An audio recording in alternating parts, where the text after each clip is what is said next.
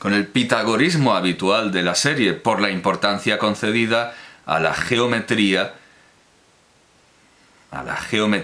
en su cosmología, aunque paradójicamente de una manera vaga y poco clara, poco distinta, eso es, poco clara y poco distinta, como en Alexander Senki de Rintaro y Yoshinori Kanemori de 1999, y con su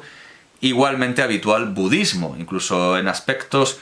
populares como el bonzo marino Umiboutu,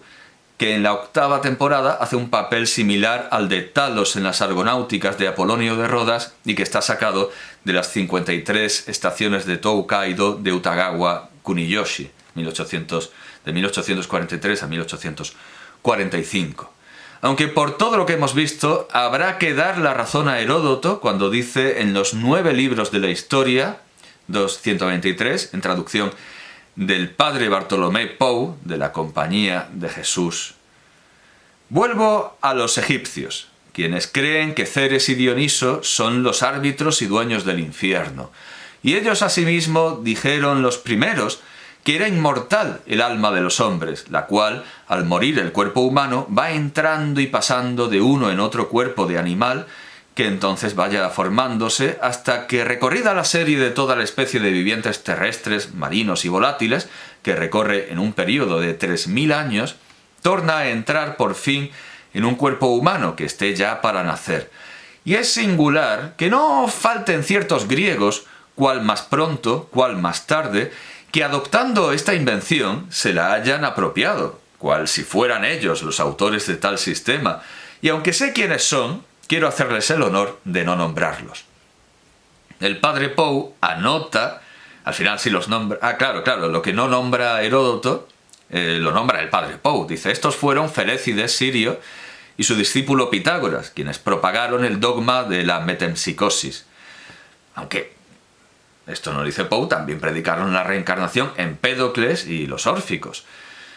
Nos llama más la atención su anotación precedente, la anotación precedente de Pou, acerca de que las fábulas griegas de la barca de Caronte y de los jueces del infierno fueron poéticamente tomadas de las ceremonias del Egipto, donde el cadáver, antes de recibir sepultura, depositado junto al lago Meris, era juzgado por más de 40 jueces, quienes, oídos los cargos contra el difunto, decidían si era o no digno de ella, y en caso de sentencia favorable era llevado el cadáver en una barca por el lago Meris para ser enterrado después de hacérsele una oración fúnebre. Nos recuerda que ni los egipcios ni los pueblos antiguos que los circundaron se despegaron de los absurdos de la teología civil, por más que se acercaran a la teología natural. La integración de un viático material en un viaje espiritual y la creencia de que es necesaria la preservación del cuerpo supone un triunfo de la superstición sobre la religión, como el que representa Luigi Magni en Secondo Ponzio Pilato de 1987, donde un Poncio Pilato convertido al cristianismo, sacado de los apócrifos griegos, pide, cuando está a punto de morir mártir, que le pongan entre los dientes el óbolo de Caronte. Las montañas sagradas son formaciones geológicas y no espirituales, y se pueden localizar en el mapa y ser escaladas, aunque a veces las leyes no lo permitan, como el monte Ararat, el Anti-Ararat, el Olimpo, el Sinaí, el Kailasa y las montañas Kunlun. Y lo mismo ocurre con los ombligos del mundo: Delfos, Cuzco, Ayutthaya, el Uluru, el Babo Kivari. En China, el centro del mundo se ha ido mudando de coordenadas. Wu Hung, en el capítulo titulado Mapping Early Taoism, The Visual Culture of Wu Tou Mi Tao, cartografiando, esa es la palabra correcta, cartografiando el taoísmo temprano, la cultura visual de Wu Tou Mi Tao. En el libro de Stephen Little y Sean Eichmann, Taoism and the Arts of China, publicado en el año 2000 por la Universidad de Chicago, explica a propósito del árbol Qian, por el que, como si fuera la escala de Jacob, subían y bajaban los dioses, así entendemos mejor, la función axial de la casa árbol de Hora de Aventuras, que algunos textos especifican la localización de Quien Mu como Tuquan en el suroeste. Huowei ha sugerido, de nuevo de manera muy convincente, que Tuquan es también conocido como Quangtu, un lugar ubicado 30 li al oeste de Chengdu, de acuerdo con algunos textos post-Han. Añadiría que este lugar estaba bastante cerca de la ubicación de Yanpingchi, cuartel general de Wu Toumitao. Es posible que para fortalecer su autoridad y misterio, Wu Toumitao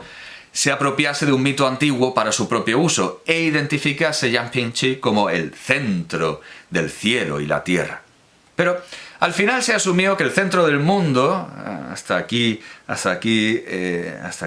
la contribución a este libro académico de Chicago, de la Universidad de Chicago, al final se asumió que el centro del mundo se hallaba allá donde estuviese el emperador de China, cuya última residencia fue la ciudad prohibida de Pekín. En 1915, Yang Shikai se proclamó emperador constitucional al estilo de Agustín de Iturbide, y como lo de Iturbide no cuajó. En 1932, el exemperador de China fue nombrado, a instancias del emperador de Japón,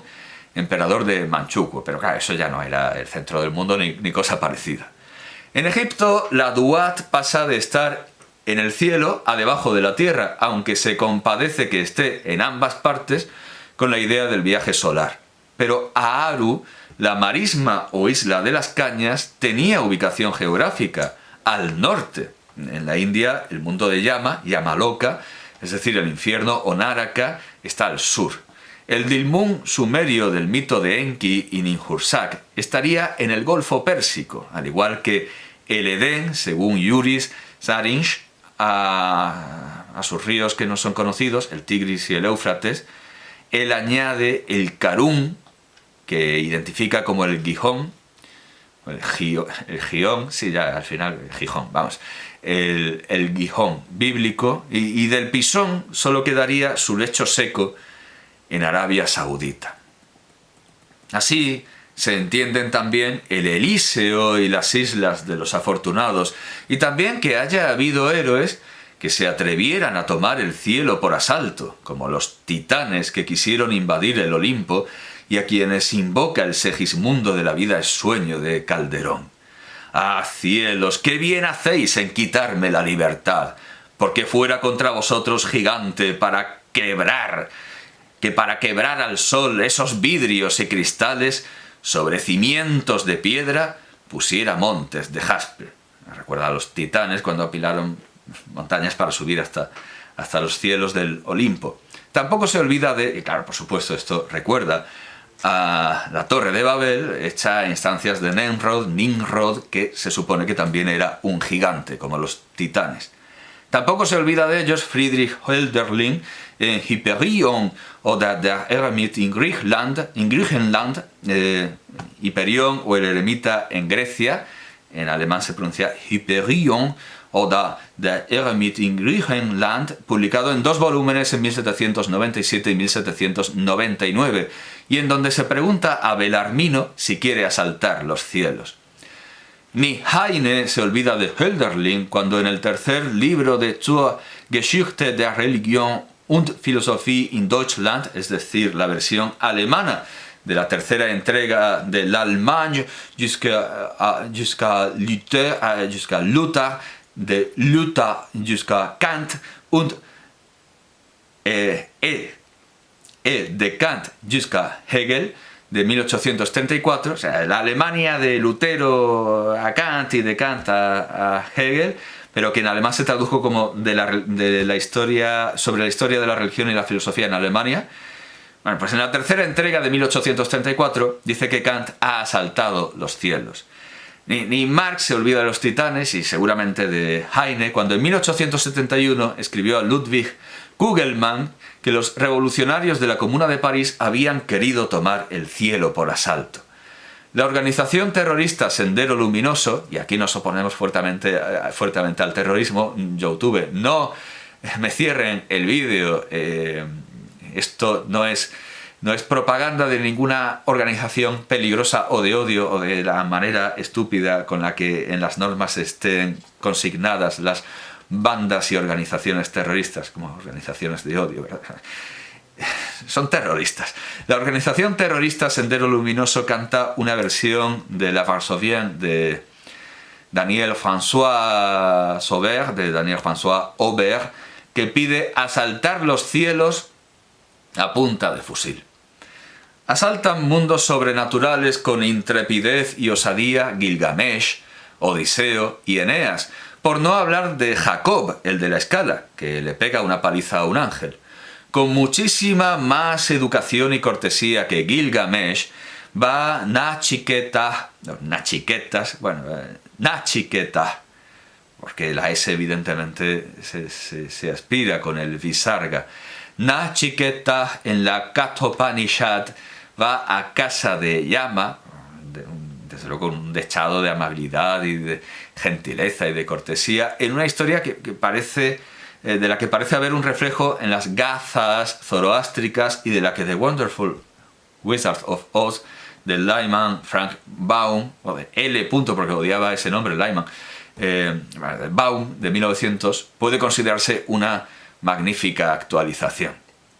Gilgamesh pudo muy bien haber sido un rey histórico, pero sin duda lo fue Chen Shi Huang Te, y sin embargo cometió la misma estupidez que Gilgamesh, viajar en busca de la inmortalidad, o más bien mandó a otro que lo hiciera. La crónica del gran historiador Shi Ke, empezada por Sima Tang y terminada por su hijo Sima Chen, a quien seguimos siempre que hablamos del autoproclamado primer emperador, porque quería serlo borrando todos los que había habido antes, cuenta que Xu Fu, a quien mandó ir a la isla de los inmortales para arrebatarles su secreto, le dijo que no había podido cumplir su misión por culpa de un gran pez que les había salido por el camino, y pidió hombres y armas para vencerlo. Con estos hombres y armas se hizo fuerte y se proclamó rey en la primera tierra que encontró y no volvió. Los japoneses creen que se trataba de sus tierras, a pesar de que la descripción no coincide con la de Sima Chen, aunque esta solo procede de lo que al gran historiador le parecía más lógico. Chen Shi Huangdi, el unificador o reunificador de China, ha pasado a la historia, además de como un tirano, como un estúpido. Pero como la estupidez siempre puede ser superada, el emperador Chen Qing de los Ming repitió el tratamiento para lograr la inmortalidad a base de mercurio, que lo llevó a la tumba en 1567 de la misma forma que lo había hecho con Qi Shi Huangdi en 210 a.C. Otro imperio, el romano, también estaba dispuesto a enfrentarse con lo sobrenatural. En la 42ª de las cartas eruditas y curiosas del padre Feijó, la titulada Origen de la fábula en la historia, nos cuenta esto el erudito y curioso benedictino.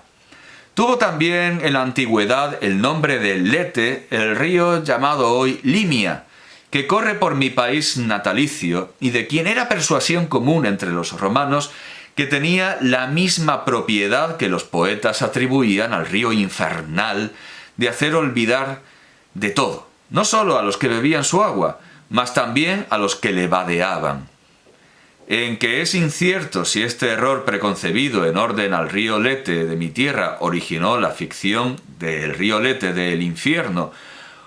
o si estando antes establecida la fábula del río Lete del infierno y de su propiedad de infundir olvido de todo, sabiendo después que había un río del mismo nombre en aquella parte de Galicia, por un trastorno o mala adjetivación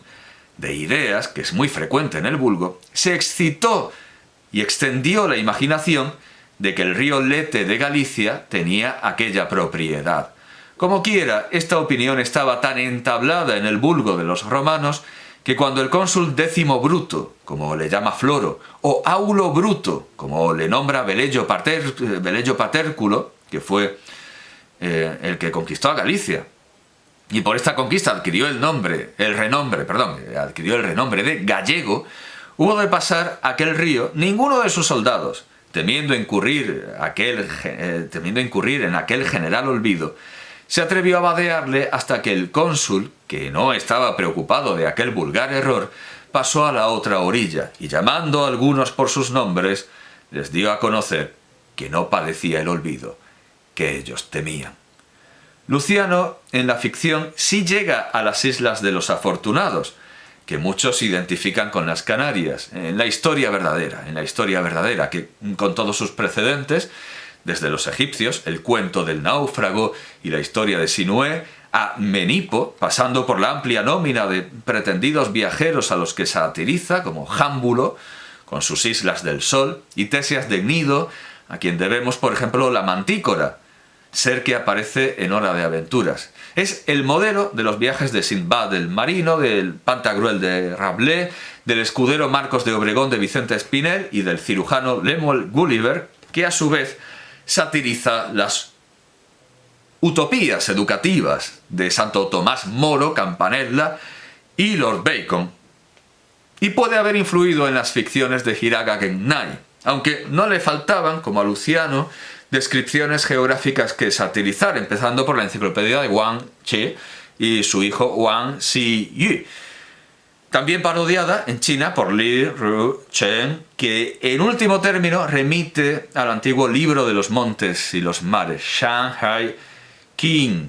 Además, en las letras chinas descuella un magnífico y humorístico asalto a los cielos y a la inmortalidad del rey mono, la versión budista del Hanuman, del Ramayanam de Valmiki, el rey mono del viaje al oriente, Shi You Qi, atribuido a Wu Chen Ken, que murió hacia 1582, como Santa Teresa, y como la reforma del calendario gregoriano. Los españoles también se dieron de manos a boca con la geografía sobrenatural, y Hernando de Escalante Fontaneda cuenta en su Memoria de las Cosas y Costa y Indios de la Florida, que ninguno de cuantos la han costeado no lo han sabido declarar, todo esto es el título, de 1575, una historia que parece el reverso de la Fuente de las Flores de Melocotón. Tao Hua Yuan Qi, de 421, de Tao Yuan Ming, y de las Batuecas del Duque de Alba, de Lope de Vega, de 1598. Juan Ponce de León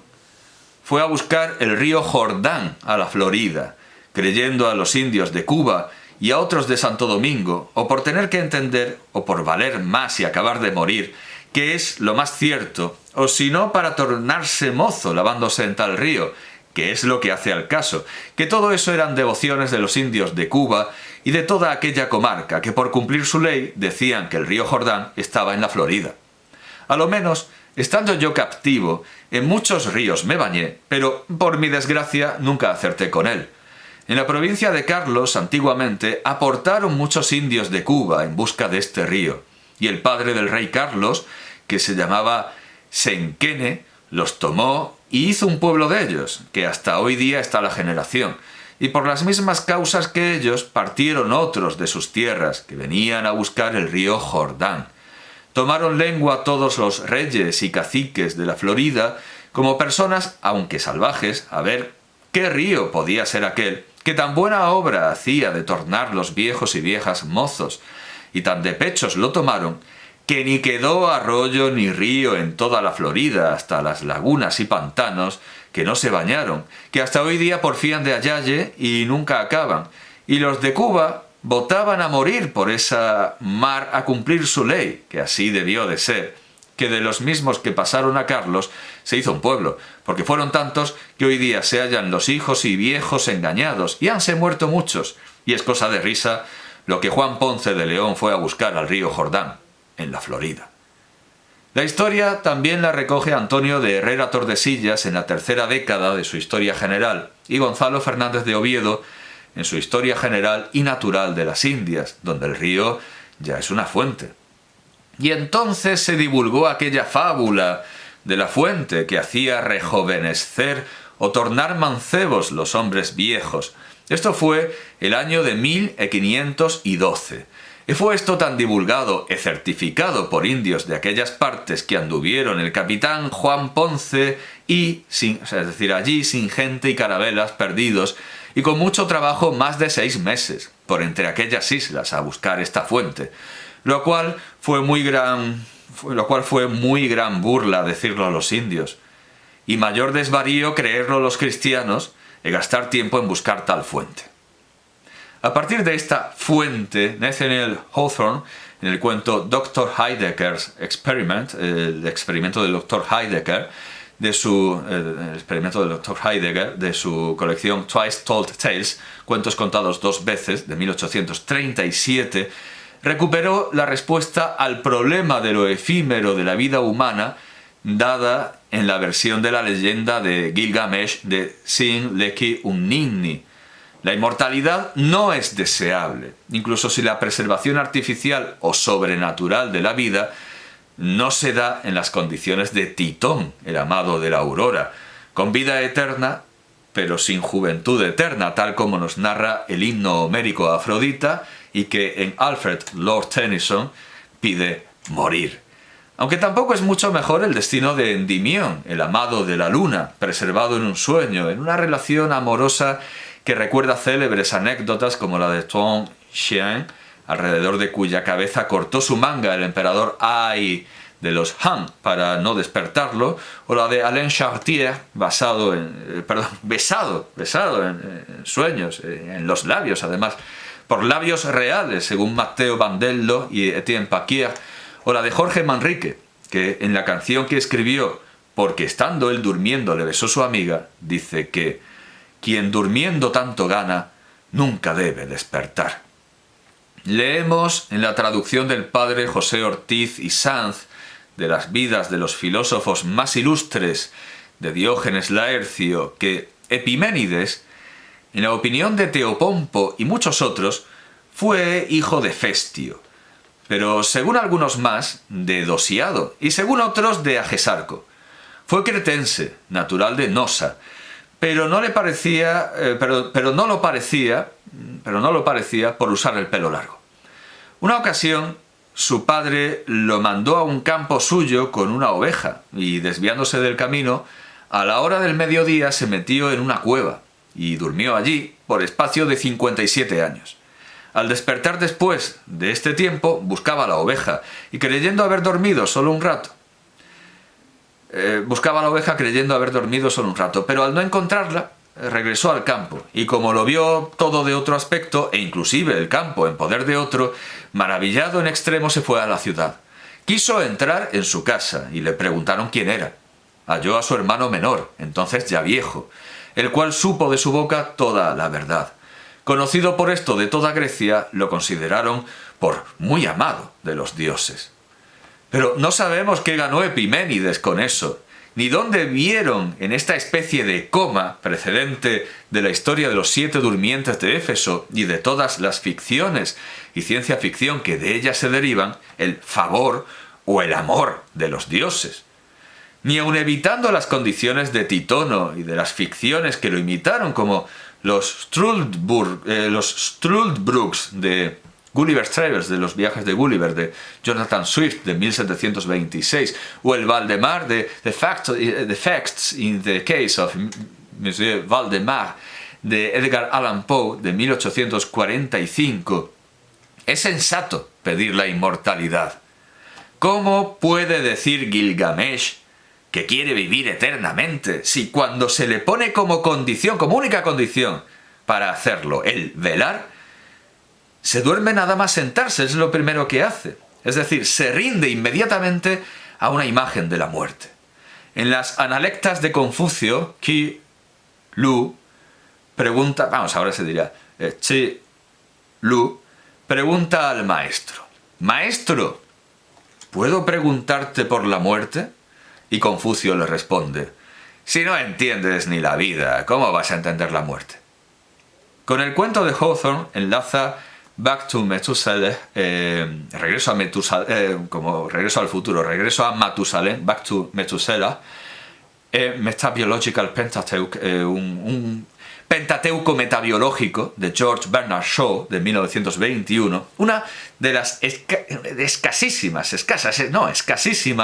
visiones positivas de la inmortalidad, que se ve contradicha por otras obras de quienes quizás sean sus mayores discípulos y émulos. Hablamos de Wiecz's Macrópulos de Karel Čapek de 1922, llevada a la ópera por Leos Janáček en 1926, de Cuatro corazones con freno y marcha atrás de Enrique Jardiel Poncela de 1936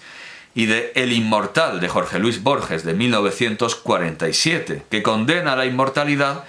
desde el punto de vista individual, en tanto que en el año 1.000.000, Fisana Malyum, aunque ahora, en árabe de los periódicos se suele decir Milyum, pero bueno, parece ser que el uso egipcio prefiere Fisana Malyum, en el año 1.000.000, también de 1947, de Tawfiq al-Hakim. Este cuento lo condena en lo social, como el de Borges lo condena la inmortalidad en lo social, como Borges la condena en lo individual. Se entrevera con estas ficciones El archipiélago maravilloso de Luis Araquistáin Quevedo, de 1923. Aunque, como en tantos otros temas de la ciencia ficción, como en la ficción postapocalíptica que vemos extrañamente edulcorada en Hora de Aventura, Mary Shelley se adelantó. En el ejemplo que acabamos de dar, con The Last Man, de 1826, digamos que es la primera ficción postapocalíptica, El último hombre, de 1826, de Mary Shelley. Pero en el caso de la contemplación del inmortal como un maldito, es justo reconocer que además del mito de Titón, de la leyenda armenia del judío errante, recogida de boca de peregrinos en 1223 en la Ignoti Monachi Cisterciensis Sancta Mariae de Ferraria Crónica et Ricardi de Sancto Germano Crónica Priora, y luego por Rogerio de Vendover y Mateo de París, y de la leyenda marinera dieciochesca del holandés errante. Curiosamente, a pesar de su fervoroso antisemitismo, Wagner se ocupó del holandés y no del judío. A Mary Shelley se le adelantó, como ella a Hawthorne, Twain o Wells, su padre, William Godwin, autor de St. Leon, A Tale of the 16th Century, de 1799. San León, un cuento del siglo